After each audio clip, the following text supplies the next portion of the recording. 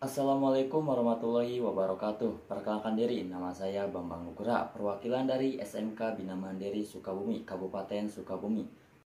Lalu apa itu hukum dan HAM? Hukum adalah seperangkat aturan yang ditetapkan oleh pemerintah dan atau otoritas memiliki kekuasaan untuk mengatur perilaku masyarakat. Pengertian hukum dapat bervariasi tergantung pada perspektif dan latar belakang individu yang memberikannya. Hak asasi manusia atau HAM adalah hak-hak yang melekat pada semua individu secara alami. Hanya karena mereka manusia, pengertian HAM menekankan pentingnya menghormati, melindungi, dan memenuhi hak-hak dasar setiap individu tanpa diskriminasi, intervensi penindasan dari pihak lain termasuk atau otoritas lainnya. Perspektif hukum tertulis dan tidak tertulis. Hukum tertulis diatur dan ditetapkan dalam bentuk dokumen tertulis, seperti contohnya konstitusi, peraturan perundang-undangan, dan putusan pengadilan.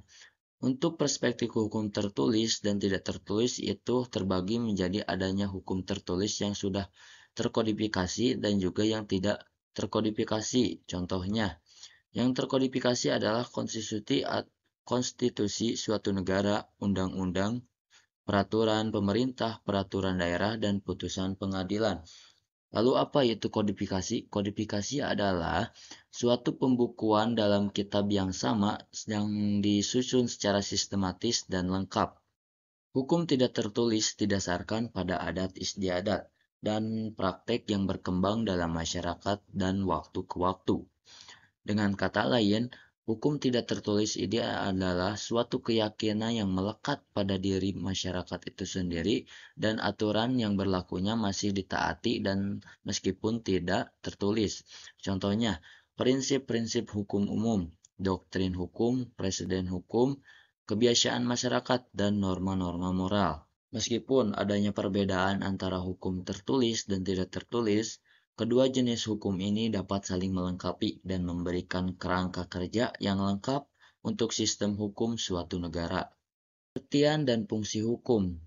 Menurut pengertian dan fungsi hukum, kita sudah melihat dari pengertian yang sudah dijelaskan tadi di atas.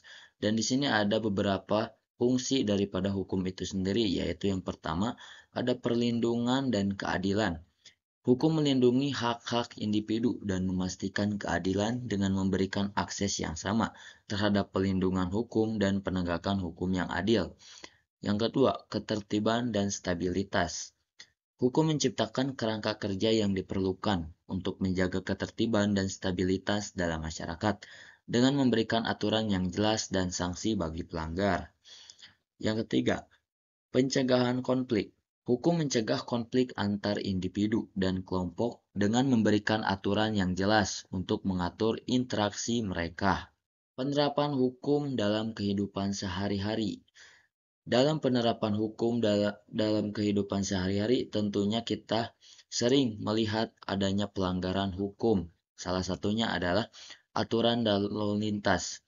Pengemudi harus mengikuti aturan lalu lintas yang ditetapkan, seperti batas kecepatan, memberikan jalan kepada pejalan kaki, dan menggunakan lampu isyarat. Namun, dalam aturan ini tersebut, masih banyak sekali orang-orang individu yang masih melanggar dalam aturan lalu lintas, seperti adanya yang menerobos lampu merah, tidak memakai helm, bahkan ada yang berboncengan lebih memuat dari aturan kendaraan bermotor itu sendiri.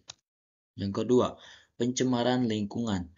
Perusahaan harus mematuhi peraturan lingkungan termasuk batasan emisi dan penanganan limbah. Banyak sekali dalam pelanggaran hukum pencemaran lingkungan yang dilakukan oleh perusahaan-perusahaan di negara kita. Salah satunya adalah pembuangan limbah yang sembarangan. Bahkan itu dalam penerapan hukum dalam kehidupan sehari-hari, hukum hadir dalam berbagai aspek kehidupan untuk menjaga ketertiban, keadilan, dan perlindungan hak-hak individu dan masyarakat secara umum. HAM menurut beberapa pandangan. Menurut pandangan dari organisasi hak asasi manusia, HAM adalah seperangkat norma dan prinsip yang bertujuan untuk melindungi dan mempromosikan martabat manusia, kebebasan, dan keadilan. Organisasi seperti Amnesty International, Human Rights Watch, dan organisasi hak manusia lainnya berupaya untuk memperjuangkan perlindungan dan pemajuan HAM di seluruh dunia. Pandangan politik. HAM seringkali menjadi isu politik yang penting di mana para pemimpin politik dan aktivis berjuang untuk memperjuangkan bahwa negara dan mengakui dan melindungi dasar dari individu. Pandangan agama. Banyak agama mengajarkan nilai-nilai yang mendasari hak asasi manusia, seperti menghormati kehidupan, kebebasan beragama, dan keadilan sosial. Jenis-jenis HAM yang diakui secara universal. Hak asasi manusia, HAM yang diakui secara universal adalah hak-hak yang dianggap fundamental bagi semua individu tanpa memandang ras, agama, jenis kelamin, kebangsaan, atau status sosial. Terdapat instrumen hukum internasional yang mengakui berbagai hak asasi manusia, seperti Konvensi tentang penghapusan segala bentuk diskriminasi rasial, Konvensi tentang penghapusan segala bentuk diskriminasi terhadap wanita, dan Konvensi terhadap yang masing-masing hak spesifik. Menurut data statistik pelanggaran HAM yang terjadi di Indonesia, salah satunya adalah ketidakadilan dalam sistem hukum. Korupsi dapat mempengaruhi independensi sistem peradilan dan mengakibatkan ketidakadilan dalam penegakan hukum. Hal ini mengganggu hak setiap individu untuk mendapatkan perlindungan yang adil di bawah hukum. Konflik agraria dan hak tanah. Konflik hak atas tanah antara masyarakat adat, petani, perusahaan seringkali melibatkan pelaku asasi manusia termasuk polisi paksa tanpa kompensasi yang adil. Penegakan hukum yang adil dan transparan.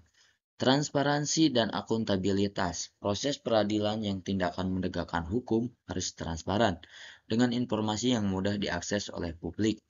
Upaya mencegah pelanggaran HAM, pendidikan dan kampanye meningkatkan kesadaran masyarakat tentang hak asasi manusia melalui pendidikan, kampanye publik, dan program-program sosialisasi untuk memperkuat pemahaman tentang nilainya. Sekian dan terima kasih.